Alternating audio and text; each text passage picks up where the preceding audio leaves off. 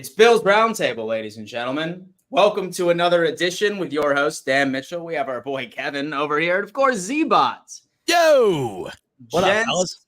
Gents, how we feeling? Because the last time we were all on a show together, all right, we were sitting there attempting to preview the Miami Dolphins game. How you feeling?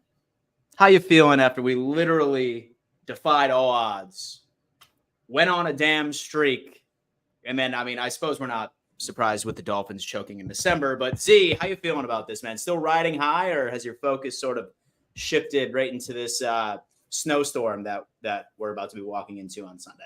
Well, that just kind of seemed like a recent development for me. I said earlier, it felt like the entirety of the weather focus this week has been solely on Miami and KC. I haven't even given this game the thought of the weather being impacted.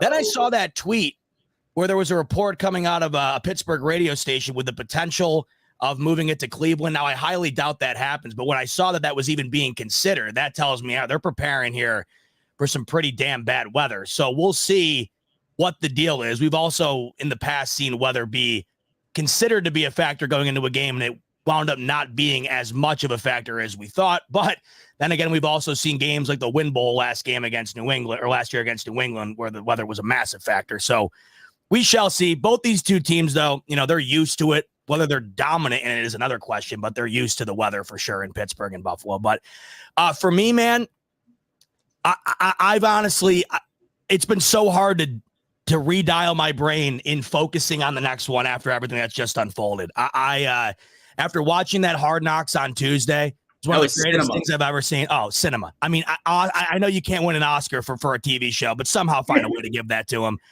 All the Emmys on the planet. It was incredible just to know how bad they wanted it. And Mike McDaniel, our goal from the onset was the title, to watch them blow that the way that they did. And then for them to put it together in a cinematic style the way they did.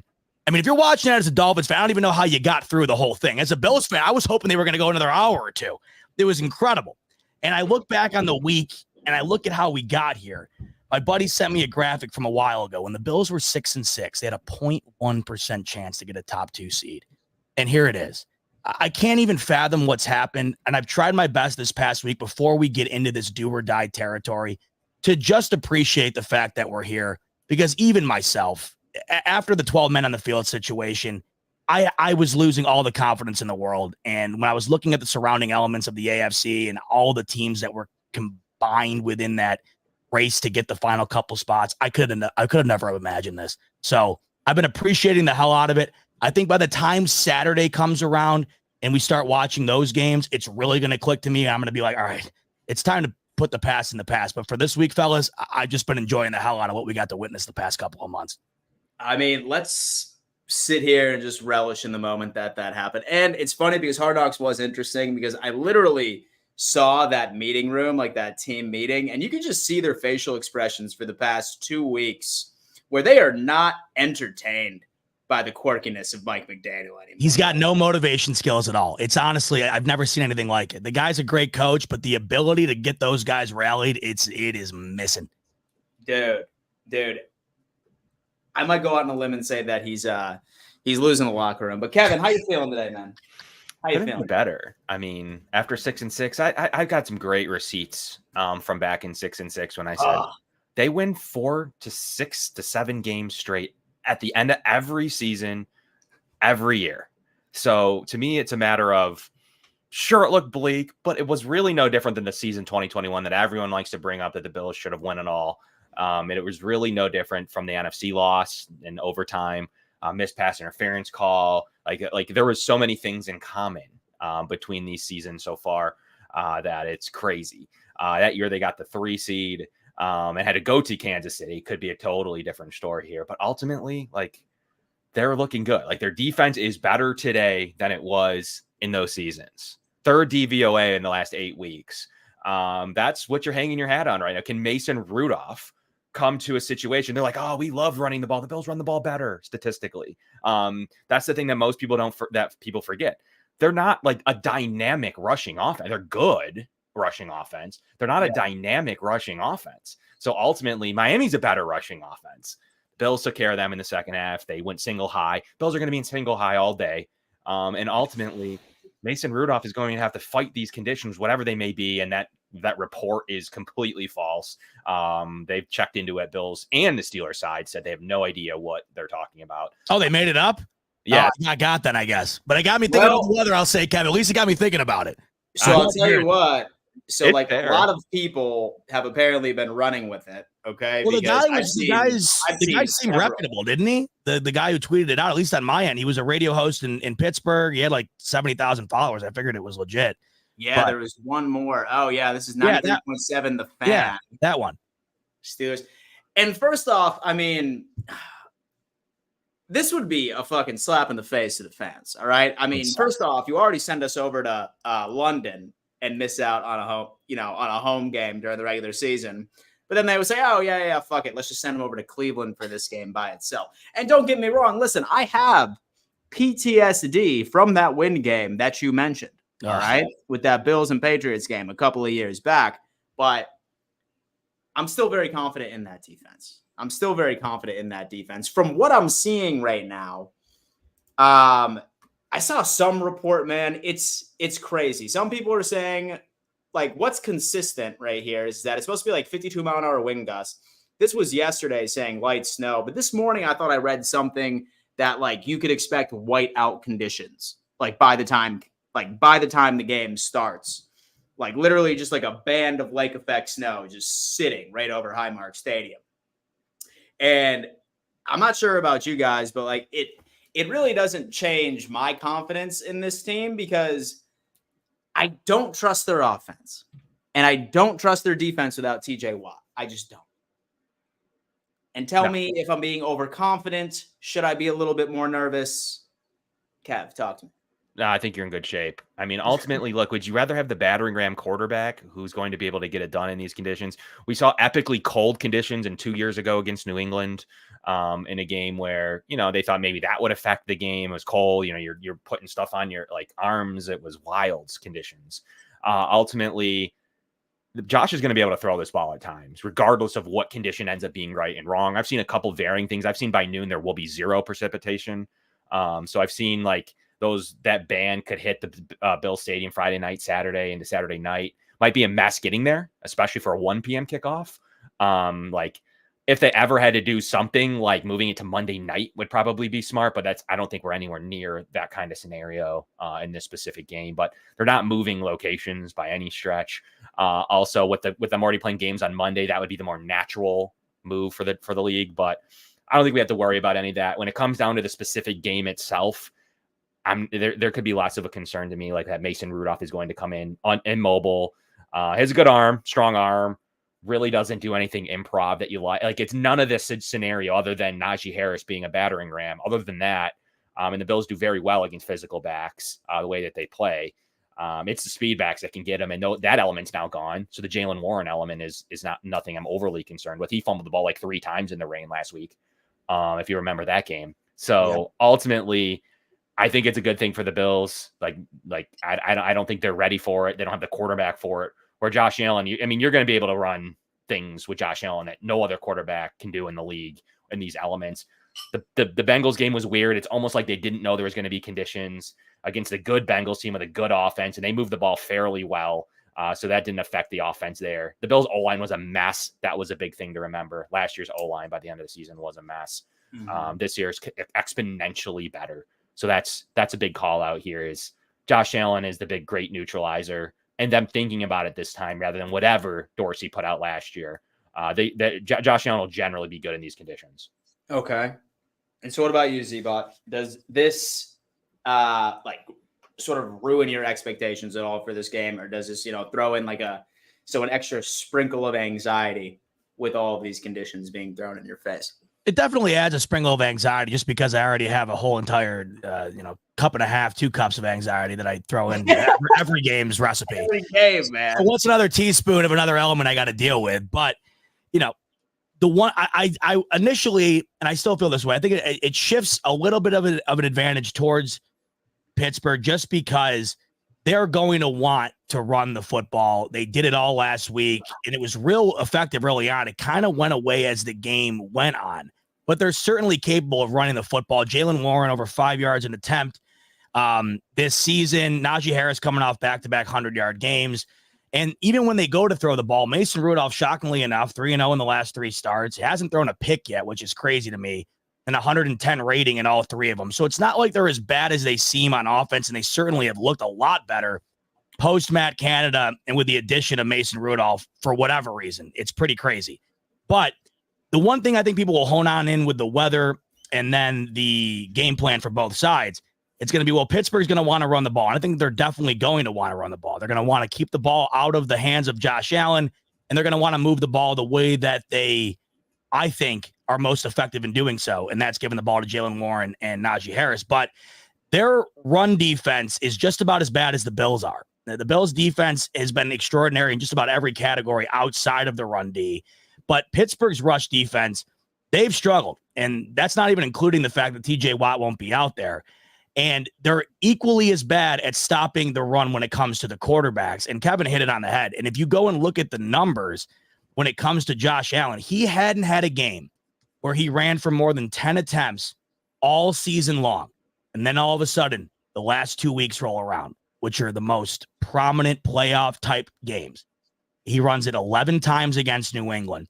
And they dial that up even further. And we all know what we saw Sunday night, the best rushing performance of the year for him. And it came on 15 attempts. You no longer keep the Band-Aid on Allen like you might want to throughout the season, limiting the amount of rush attempts and limiting the amount of hits. The one thing you might look at is Pittsburgh might have a bit of an advantage here because of the weather, and therefore they're going to be able to run the ball better. Mason Rudolph can't do what Josh Allen does. And you're watching Joe Brady understand in the most crucial moments, it's time to put the ball in Allen's hands and let him loose. And he ran the ball for 15 times on Sunday night, no more than he did in the final drive, where that was just soul crushing. I understand. I said earlier in the week, I don't think you'll ever see a better drive that resulted in no points and not running the clock out. I mean, that was unbelievable. And it was all on the back of Josh Allen and his legs. I think you're going to see even more of that this week if need be. So there might be either an equal playing field or a slight advantage when it comes to running the ball for Pittsburgh. But when you factor in the quarterback, I think it might even swing it back in the favor of Buffalo, if not neutralize it. So not insanely worried at all. And when you look at all the other elements of this game outside of the run department, the Bills are the better team in just about every single category. That's not even touching on what the numbers look like without TJ Watt. And when you look at those numbers, fellas, it is a night and day football team. It's almost incredible that they're able, that they're that much better without him. I said that there's no player in the league, I think, that would be more detrimental or more of a detriment to their team when it comes to them sitting out outside of the quarterback position than maybe TJ Watt to the Pittsburgh Steelers. Out of all these other teams, if you lost your quarterback, you would assume, all right, we're going to be in a real tough spot here. If you went to Mike Tomlin and say, hey, I can flip a magic wand and we can get rid of Mason Rudolph, you can have TJ Watt, he'd say, where do I sign? It's a huge, huge loss for Pittsburgh, and they are a completely different team in almost every metric without him. See, I feel it's funny because, like, when you look at this team, right? And I mean, without TJ Watt and same thing with Minka Fitzpatrick. I mean, he is supposedly supposed to be playing, et cetera, et cetera. He's obviously banged up. But the thing is, which like I find very interesting, because right here, the true demon that we need to get past is this defense in general, right? But it's funny because like you look at their stats on stopping the run or their stats on stopping the pass, they're like right in the middle of the pack, maybe even below average. But where they're good, all right, is red zone defense. Top 3, very stingy. They don't let up a lot of points once you end up getting into that territory by itself.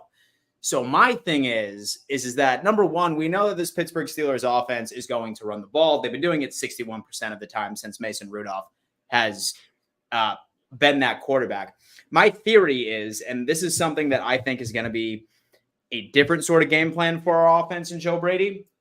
I don't trust their offense to put up a lot of points whatsoever. So every single red zone trip, I think this might not be the game to be as aggressive. If like we're like, you know, like on 4th and 3 or like 4th and 2 or something like that, like we're like on like the 15-yard line, take the points. Just go on ahead and just kick that field goal and just keep wanting to sort of add on right to that damage, because these guys are stingy in the red zone. That's like really my only concern when it comes to this defense. I mean, really, other than that, I foresee us not having one issue whatsoever, just being able to drive down the field. And Kev, what do you think about that? Yeah, I mean, I get your point. I mean, I guess it's weather dependent, right? I mean, I guess it's game flow dependent. Like, obviously, is it good enough to kick in? I'd assume. I don't know. It's going to be game day at least. I don't know if it's going to be bad enough where you can't kick. So I agree with you. Take that, but they're letting up. Here's my point. Underneath their coordinator change, they've played a couple bad offenses. Seattle was decent, but generally speaking, they played the backups of the Ravens. They have some backup Bengals in there. It's not a great look, and they've let up a ton of yards. You cannot do that in the playoffs. Like, that's the difference. You can't let up the amount of yards they're letting up right now and expect quarterbacks like Patrick Mahomes, Lamar Jackson, Josh Allen to not score on you. Like, you can't expect that you're going to get those kind of yards per game and then that kind of output points per game. Right now, I don't really trust like that third down, opposing third down conversion percentage.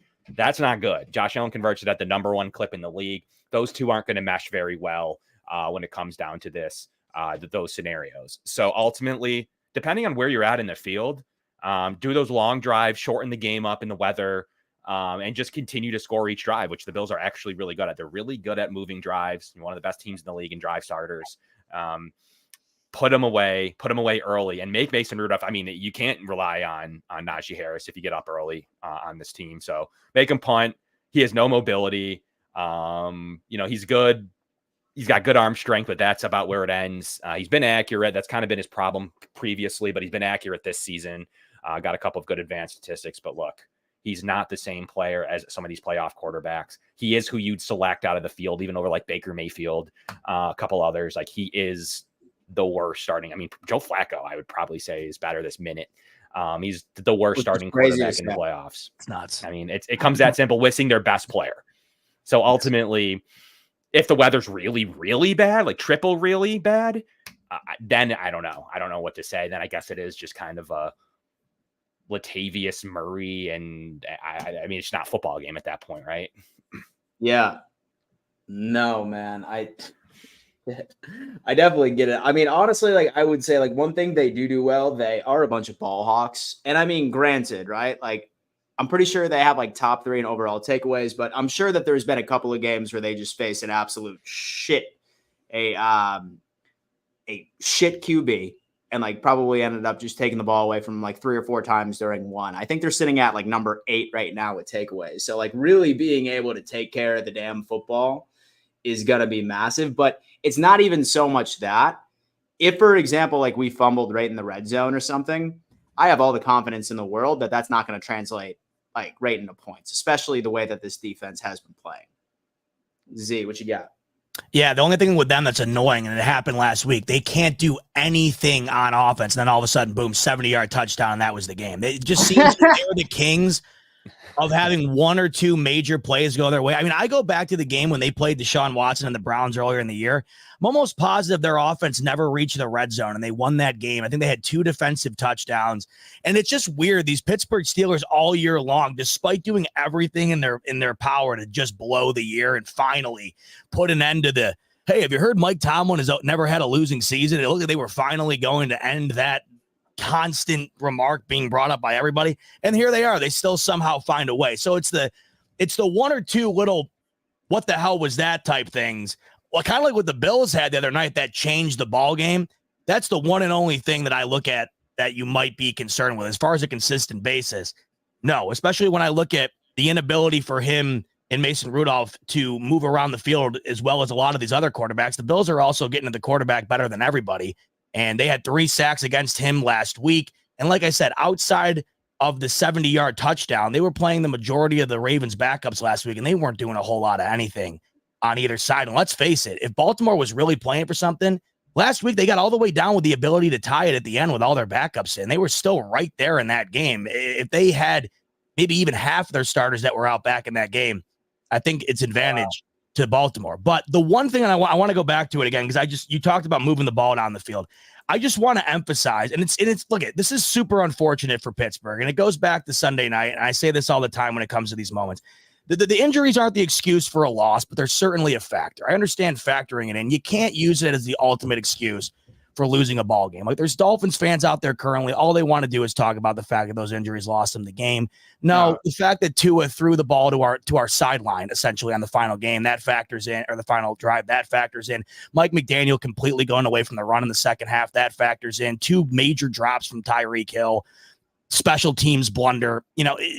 Injuries be damned, they were a factor. You still very easily could have won the game.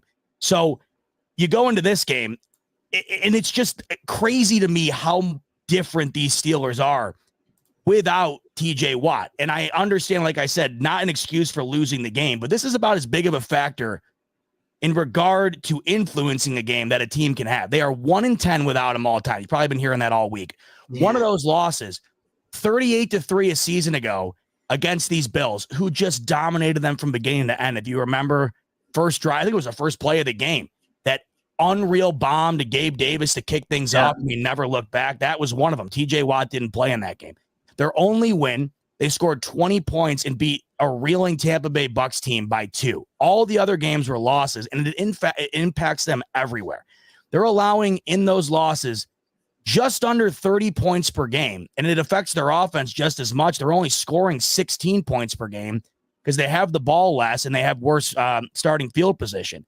They're losing those games as well by an average of nearly 11 points per game. And in 7 of the 10, they score 17 or less, and they're allowing their opponents nearly 400 yards of total offense in these games. So without TJ Watt, they're allowing almost 30 points, and they're losing by double digits nearly every single time, with their one win being by 2 measly points against a bad Tampa Bay Buccaneers team. They are just not even close to the same team. With TJ Watt in there, I think they're like 65-33 or something. They're a damn good team on paper when it comes to records. Without him, everything changes. The offense goes away, and the defense allows an obscene amount of points, and it just gets them down early, and they're incapable of coming back. And you look at the spread, interestingly enough, the spread this weekend, Bills are -10.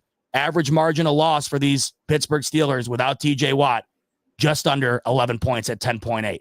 So it makes a lot of sense. The one argument I push back against all of that is the Bills were a double-digit favorite against the Patriots, came down to the final minutes. Double-digit favorite against Easton Stick, came down to the final minutes. So no matter what the elements are, the Bills are really good at making it a ball game. It's why the NFL loves when the ratings are incredible. But, fellas, this is a major, major influence on the ball game, and I think it makes it just that much easier for these Bills to move the ball on Pittsburgh and ultimately get out there with a win. And the misconception I'm hearing too is that, like, why is TJ Watt matter if they're going to run the ball, or the Bills are going to run, or it's going to run the game? Who's their number one run defender? Right. TJ Watt, 326 run defense snaps. He's the best run defender on the Steelers. So, like, common misconception that he's a sack artist. Right. That's wrong. To your point, Kevin, right. they're not a very good pass run defense even with him in there. So with the best element of it out, everything changes. Number one run defender on their team. So like, that's a false narrative, because you see him sack the quarterback. Yes. You're not dissecting what else he can do right. And then I've heard this Herbig talk that he's the next TJ Watt. He's this and that. His film's okay. Like, he has a good move. He's a good ghost move. But he's no TJ Watt. He's no top end pass rusher at the moment. He's good. He's okay. He's a nice looking prospect. In a snow game against the run. I'm waiting to see what he's going to be able to put together, because that's like the number one thing is they have apparently a TJ Watt behind a TJ Watt. That's like the number one thing I've heard so far is like a rebuttal. And he'd be more of a factor in the game, not just flash, if he was, that good. Has 191 snaps so far this season.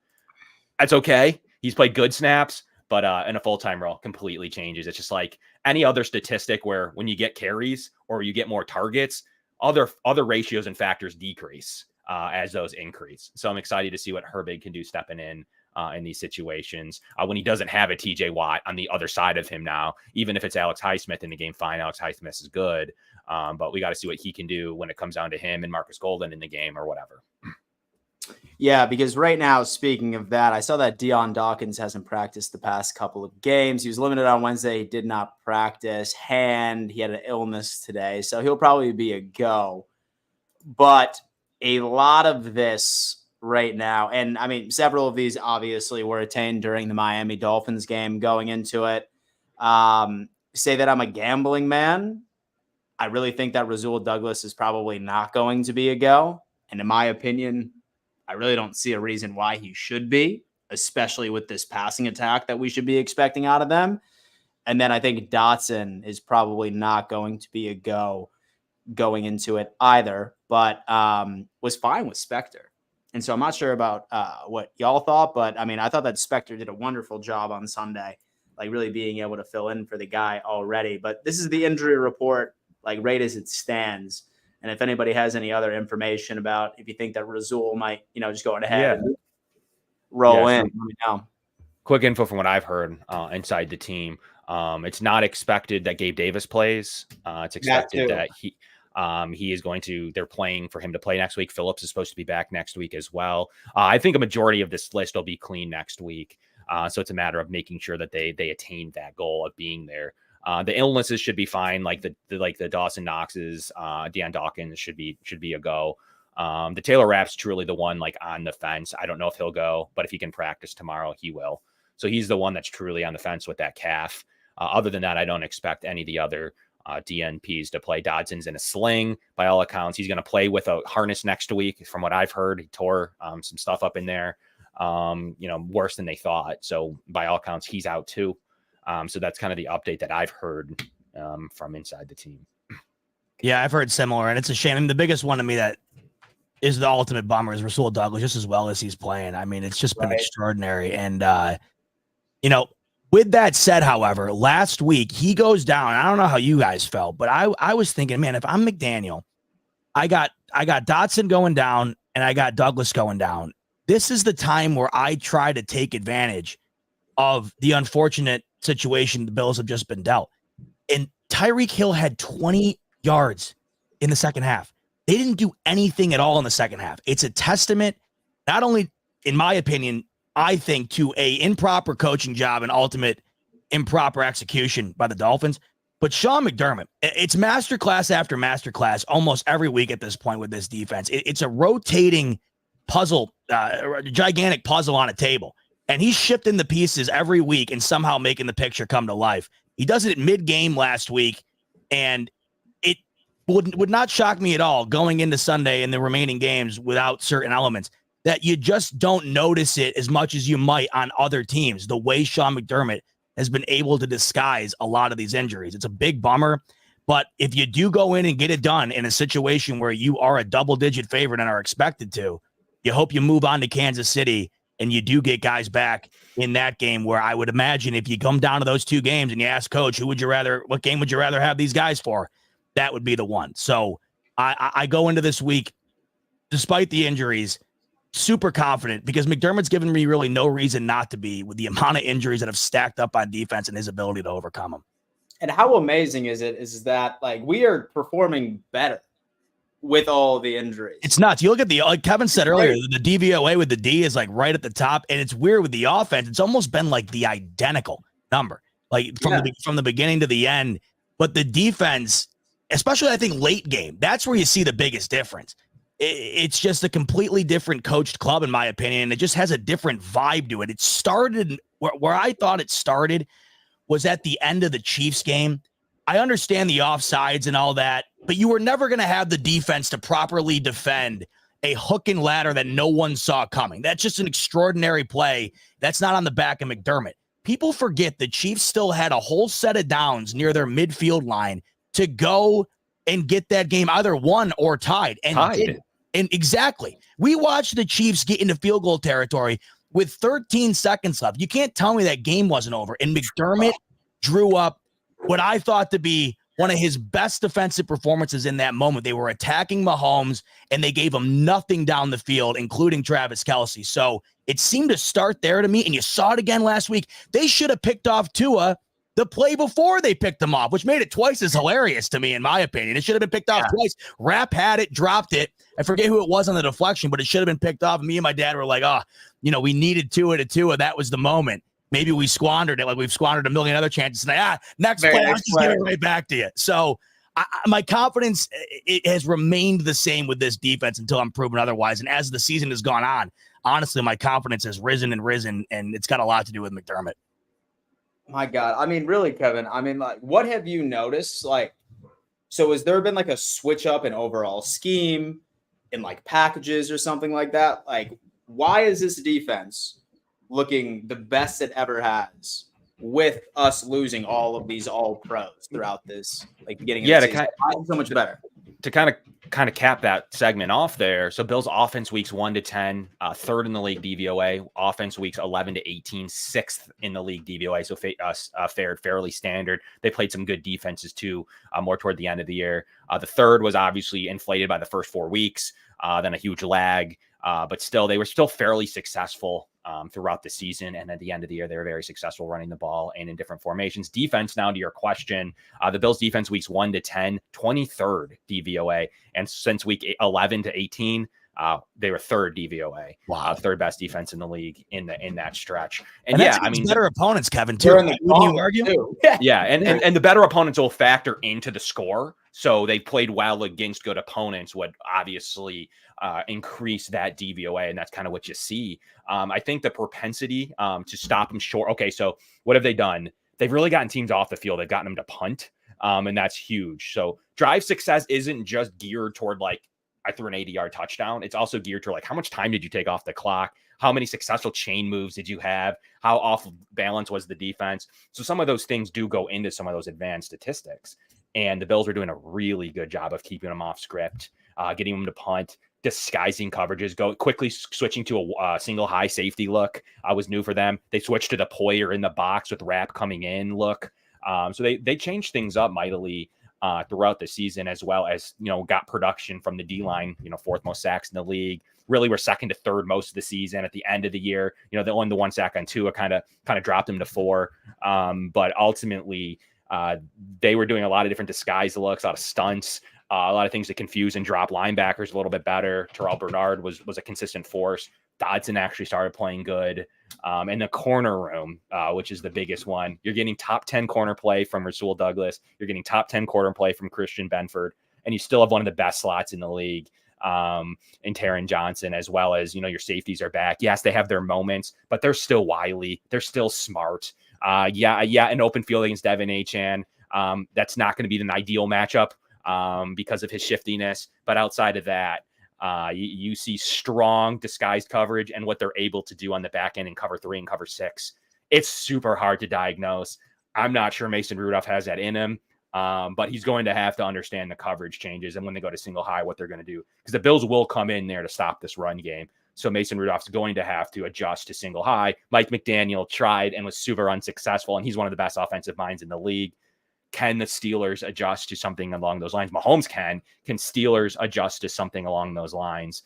That's ultimately what you're going to have to determine here in this specific game. And lastly here, the success rate of the Steelers passing game. They're 21st in the league, all factors considered. 3rd and 7+, they're atrocious. Situations at the end of the game, they're 1-score games. They're toward the bottom of the league in pass success. Early downs, they're toward the bottom of the league in pass success. Really, they're okay in the 2-minute drill, I guess. They're below average when they're losing in the second half. Like, there's no great passing stats from this team, in my opinion, outside of like chucking it to a couple games to Pickett. To Pickens, excuse me. So that's ultimately, we'll see. Will it turn into one of those Duck Hodgins scenarios? More likely than not. I forgot that guy existed, man. So did I. Until the Bills played him. Yeah, right. He threw 4 interceptions. Yeah. Until the Buffalo Bills ended up playing my team. He went 4 touchdowns to 2, and it's kind of similar to Rudolph. There was those PFF takes that he's better than Josh Allen at one point. He went like 4-0 in a stretch. It's very similar. And wow, he's no longer in. He's calling ducks. Yeah, that's what he's doing. Yeah, exactly. He's no longer. Mason Rudolph, jokingly, I had a guy in my show that covers inside the Steelers locker room. Mason Rudolph, with a straight face, said he was looking at corporate insurance jobs at the end of the season. So that's wild. Himself, like they thought they'd all laugh. They're like, ha ha ha. They're like, no, I'm serious. Like I'm looking at corporate. He's like, yeah. He just has the aura of a corporate guy. Like he just looks like it.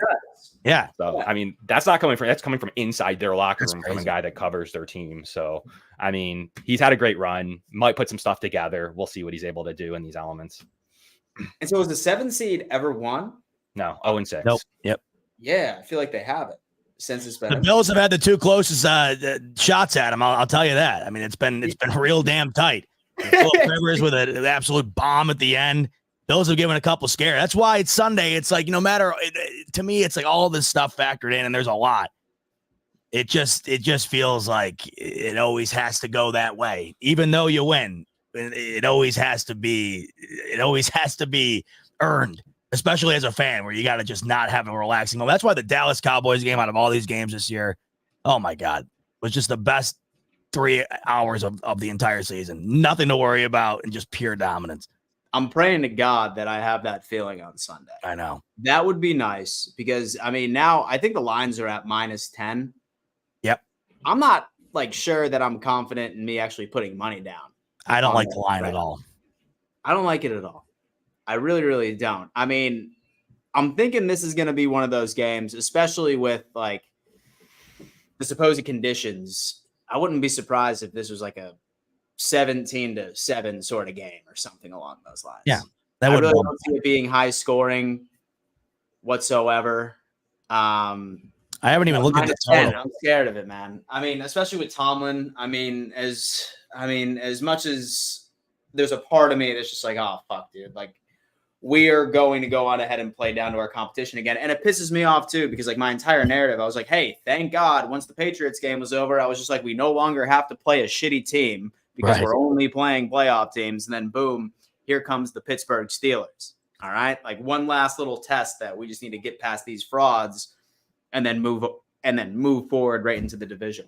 By the way, the total is more than a touchdown less than any other game this entire weekend. It's at 35.5. That's like Iowa, Wisconsin totals right there. So, to your point there, Dan, you're not expecting a lot of points. Well, neither is Vegas. 35.5. That's far lower than any other one. I mean, for instance, Detroit, LA, that's at 51.5, the highest of the weekend. So they're expecting next to no scoring in Buffalo on Sunday.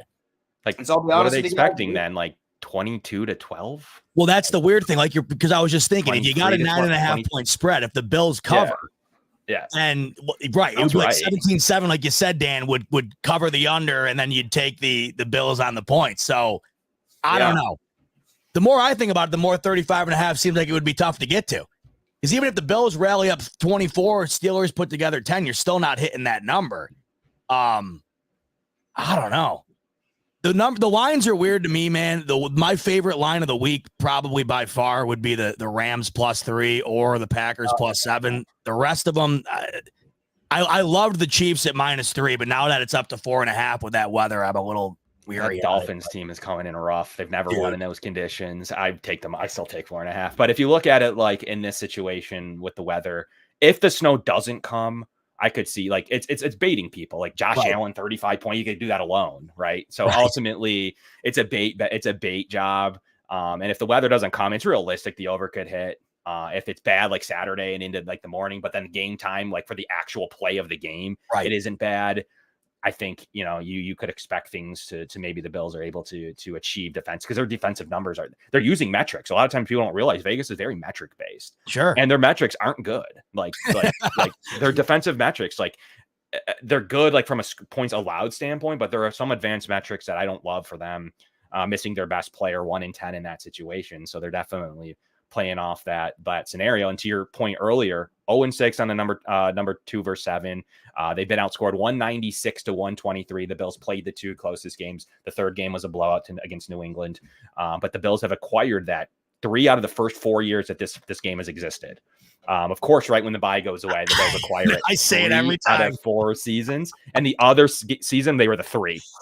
Dude, it's the most Bills thing ever. Like, if I could think of one thing, it's right as the tide turns, the NFL said, nope, we're going to just completely change the landscape of the playoffs that we haven't done in 2 decades. We're just going to completely switch it.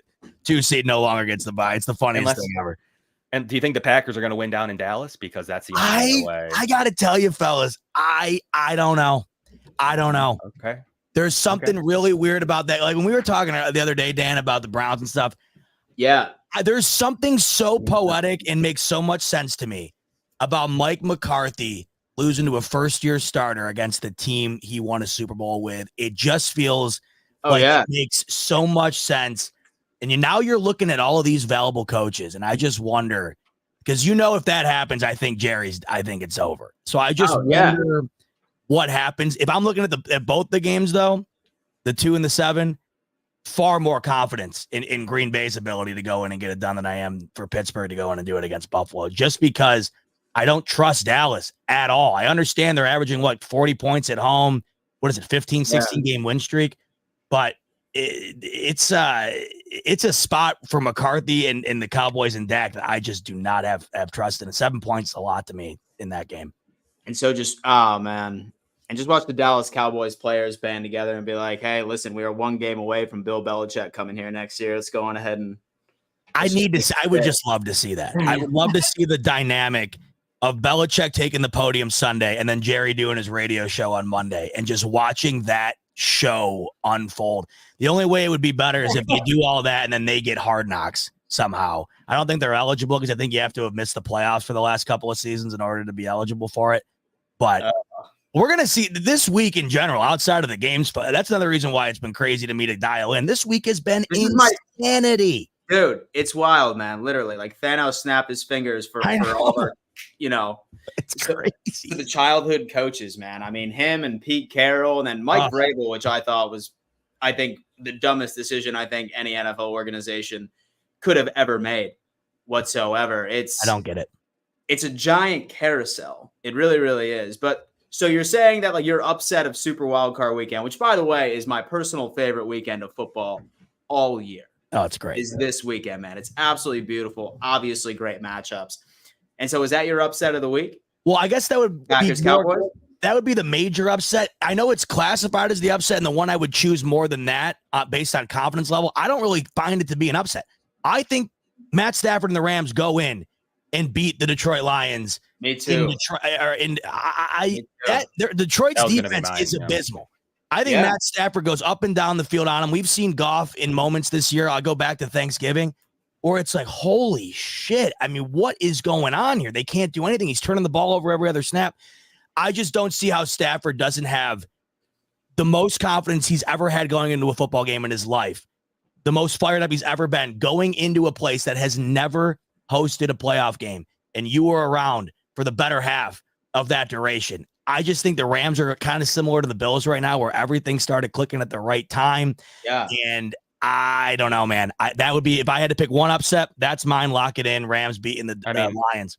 How about classified as an upset Houston at home? That's the other thing. Cleveland's pretty banged up. They're +2. Houston's +2 at home in the dome. Like in a situation on the road in the winter. Right. I don't like that. But on a 1 game basis, I don't know. I think Houston's better.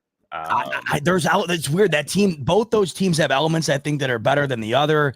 I think the one reason I would just go Cleveland is late game. Does the top tier defense of the Browns get to the rookie at some point? And that's the difference. I don't know.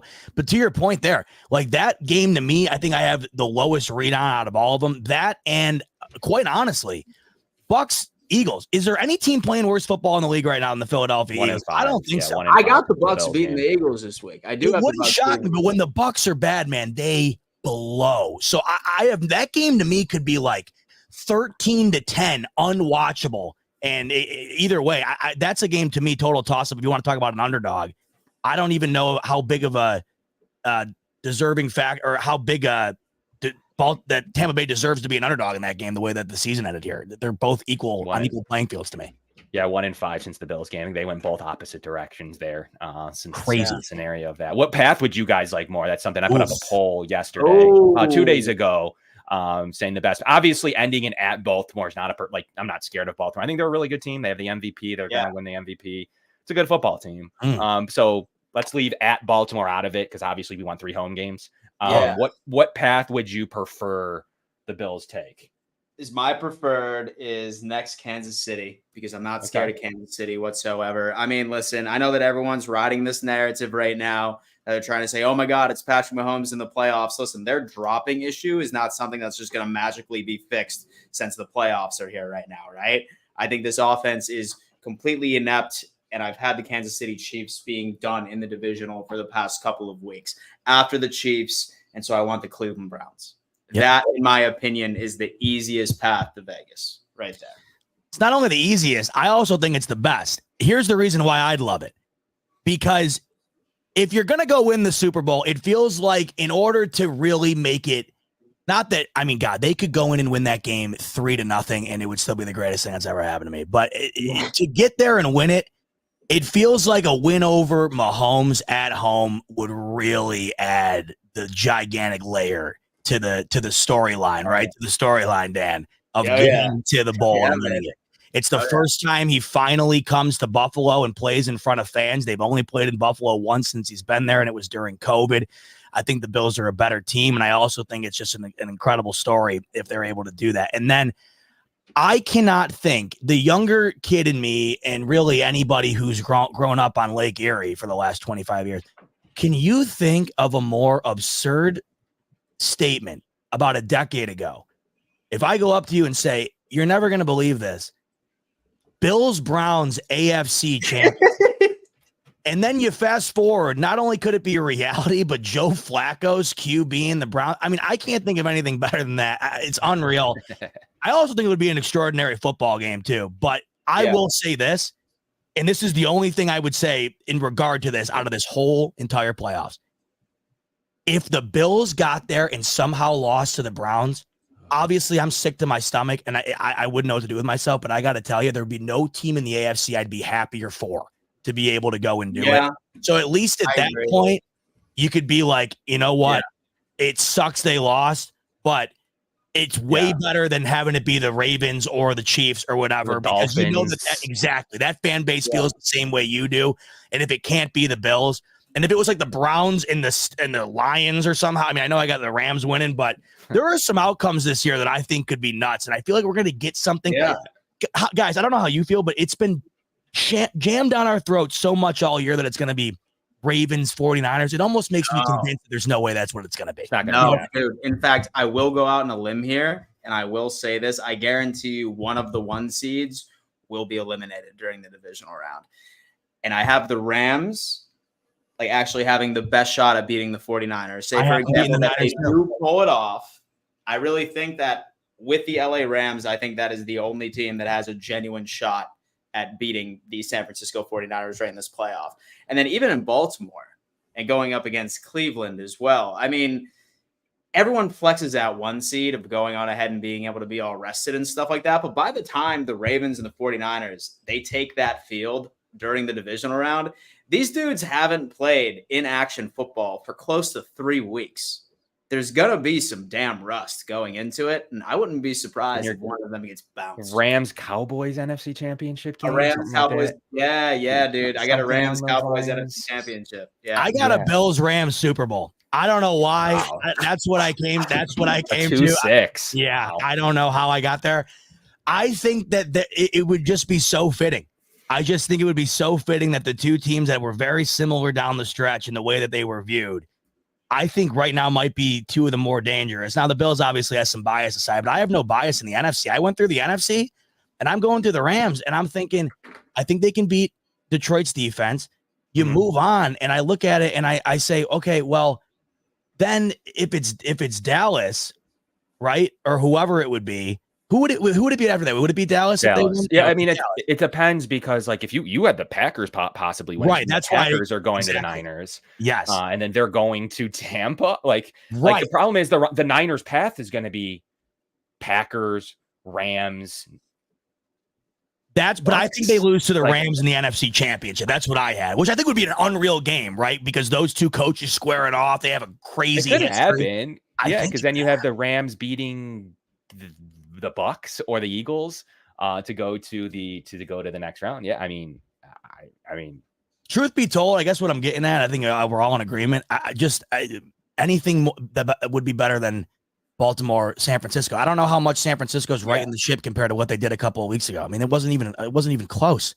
And for once, I want a game where it feels like it like last year was the most meant to be type Super Bowl. Like everything went the way of the 2 1 seeds. And I finally, like, in the way that this year has gone, where no one has ever seemed to really grab the chalice and hold on to it for the an extended duration. It feels like the year where we get one of those wild matchups, because this year's been nuts the way everything's gone up and down and the amount of teams that we're fighting at the end to get in. It just kind of feels like it's going that way. Or at least I hope it does.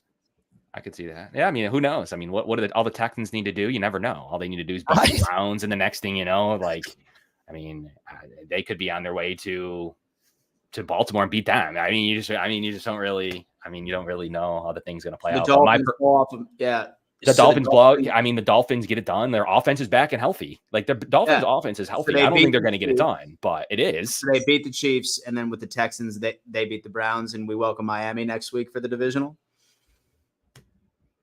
You can play Miami in the AFC Championship. Yeah, that's right. Yeah, I was trying to figure out how we can get them in the divisional. I don't think there's a way. No, you can't, because you're going to beat the 7th seed. So then Miami's the lowest seed remaining. They would go to Baltimore. And they would end up, and then you get the 4-5. You get Houston or Cleveland. You get Houston or Cleveland. Yeah. So at least Houston, Cleveland kicks us off, and who knows where that game goes. So especially down there of all places. If it wasn't Cleveland, I'd be feel good about that. Down there, I think Houston could pull it off. But when they go on the road, I don't see it for them. Speaking of which, I couldn't be happier that we have the 1 p.m. slate. I'm glad that's what it is. I'm like, nice. Oddly enough, I'm the guy who pushes back on the people who hate the prime times. I love the prime times. But this one, to me, I like the fact of getting 2 playoff games under your belt as a fan on Saturday. And then with Sunday, you kick it off. And then if you do win, you get to enjoy the rest of the weekend. I like that. You get a little bit of a sandwich there. And with the weather, I'd rather it be during the day than at night, when it could be even colder and the elements could get even worse. I think the 1 o'clock was like the perfect spot for this game. And Dolphins fans better get a Peacock downloaded. That's the other thing too. You better get that Peacock. I know we already have it. God knows we had it for the Easton Stick game. Our subscription's still riding. Delayed. It's behind Twitter. It's behind big betting. It's behind the box score. Like it's dark. The stream is darker. It is darker. It is. Yeah, why is it darker? The one thing I talked to me and my dad had like a 10-minute conversation about this the other day. It's the one thing I don't understand. And it's never going to change, because the internet has evolved 100-fold since the beginning of streaming. They have never gotten to the ability of getting rid of the latency. The cable is always at least a play ahead. And like you said, for gambling and stuff, you can't even go on the DraftKings app without knowing what happened the previous play, because everything is so far behind. So you can't go on it. Or fantasy, if it's regular season, you can't. How is it not? And it's not possible, because it would have been done by now. Everything's gone that direction. I mean, maybe down the line, it just gets to the point where that's only what it is, and therefore it's all updated at the same time. But to me, the improvement hasn't been noticeable at all since really the beginning of what this has been. And it's the most annoying part. It needs to get better before I cut cords. I'm too much of a sports junkie, fantasy. So YouTube TV has been the closest, I would say. Right? I haven't had a problem all year. Yeah. Because one thing I will say as well is that like nothing is more frustrating for me. Like when I'm doing my live game reaction and like I have people just start blowing up the chat, being like, "Oh, fucking interception," or "Oh shit, touchdown." Yeah. It's hard for me to like have a genuine reaction, because I know it's coming. And then like some people started catching on, and like a lot of Dolphins fans will just like start spamming INT. And I couldn't deal with that. It didn't happen. Yeah. But like, they'll just go ahead and they'll fuck with me. I also love how they're like, you know what? How do we shill the most Peacock subscriptions at Patrick Mahomes? Why don't we have him headline the and they were trying to do the same with Allen earlier in the year, but they're like, out of all these games, what's going to get the most subscriptions? All right, we'll do Mahomes. But it's getting to the point now. It doesn't really bother me. I have all these. But I wish the NFL, they did it a little bit this year with Sunday Ticket, but I wish it would all go under one umbrella and you could just pay. Like if I'm paying for Ticket already, like I already am, I shouldn't have to go and get the other ones. It feels like there should be one umbrella. I'm waiting for that to happen. And then they can start working on the latency and stuff, getting the gambling and like incorporated within it. I'm waiting for them to really do like their own thing, because it feels like there's so many other possibilities you could go with. Like with the national championship, they do the McAfee cast and the overhead cast. I'd love to have all those options for like every single game. So I'm hoping that's kind of where it goes, where you get all of these different things under one umbrella. Yeah, it's definitely wild. Whatever. For now, Tua in the freezing cold on Peacock. You'll get $5 out of me. I'll do that. I'll watch that. Oh yeah, most definitely, man. Yeah. Most definitely. I'll have that on. All right, boys. Listen, we are fastly approaching this hour mark. Let's just go around the table real fast and just give our final take on the Bills-Steelers game, followed by a final score prediction. We'll start off with Kevin. What you got, Kevin? Hard a little bit with the weather to know kind of where the score is going to end up. That might be a better thing for Sunday morning to know exactly, but I'm going to say it's somewhere in the middle. Let's not say it's the worst in the world, but let's not say it's super clear. Let's say it's maybe an advantage, and maybe the middle's good because that's advantage Josh Allen, no advantage Steelers. Whereas when it's bad, just bad. And when it's good, maybe the Steelers can still do what they want to do. So let's say it's going to be in the middle. I think the Bills will be around that over under. They'll score 24 points. I just don't see them scoring more than 14. I got 24-14 in this game. They'll have a drive where they run the ball successfully. Everyone's gonna be like, they can't stop the run. I knew it. I knew this was going to be an issue. Switch to single high, switch to different coverages. Already know the best plays the Steelers had after their scripted plays. 24-14, because they're going to have one successful drive at some point in the first half. That's going to leave you a little nervous, but that's where I got. And the Bills will probably have the lead for most of the day, but I think I'm fairly comfortable right around the plus 10. Yeah. So moral of the story, guys, in the chat right now, don't freak out. And so when the Steelers can effectively run the ball down the field and score the very first drive, everything will be okay. Yeah. When it's 7-7, it'll be. I'm telling myself that too, Kevin, because I would be one of those. I'll be like, oh fuck, here we go. Well, the 7-7. McDermott will switch his defense. I promise you. And the best thing that people don't know that McDermott does, this is why he gets better now, and he's getting better. He sees the plays you're running and the formations you run, and he adjusts to your best plays that you've already used on your script. And that's why teams are so disgruntled from the second quarter, third quarter on. Yeah, that's why McDaniel couldn't run that BS halfback pitch for the 1,000th time the other night, right? You want to pull that out in the first quarter? Fine. Go ahead. Exactly. I'm like almost 100% aligned with Kevin. There's going to be one drive. You're going to be freaking out. I'm going to be freaking out. Everybody's going to be like, oh my God, here we go again. I could see this game going 10-7 into the half. And then I just feel like, for all the reasons we've spoke on, it's just the better team in the second half with the better quarterback and the home environment. I think that rides the Bills off into the sunset in an ugly one. And I think a 24-13 final sounds about right to me. 10-7 at half. Pittsburgh, not a whole lot in the second half on offense. We've seen that from teams throughout the year. This year, a couple of field goals. The Bills take the 17-10 or 13 lead at some point, and then later on in the game, they really put the nail in the coffin. And the game's going to feel close throughout, but at the same time, you're going to, like all these games, because this is just the way it always seems to be. They're going to be close, and you're going to look at yourself, and you're going to be like, how are the Bills not up right now by at the bare minimum 2 scores? It's going to feel like the Bills were the better team all game. Going to be close. Elements certainly going to factor in, but I got the Bills. And I guess with that score, they're covering that spread by about a point. I wouldn't touch it, but the way I see it, I think it's going to be right on it, and they wind up getting it done. Yeah, I got to push. So I agree. Yeah, it seems like it's got to be right around that number to me, unless and things go away we don't foresee. And in that case, don't talk to me about the spread and regardless, I guess, because it's not going to be good if it goes that way.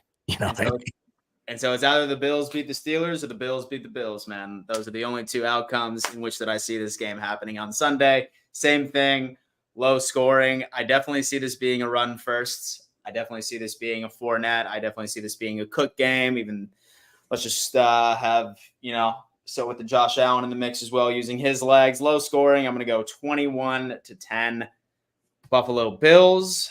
And just going ahead and hold on to the damn football. Let's get this dub, and let's, just get ready to welcome Kansas City the following week. Ladies and gentlemen, thank you so much for tuning in to another edition of the Bills Roundtable. We are live every single Thursday at 5 p.m. EST, so make sure that you subscribe to the AFC's Roundtable channel so you never miss an episode. Gentlemen, it's always a pleasure. Let's go Bills. Pleasure, fellas. Go Bills.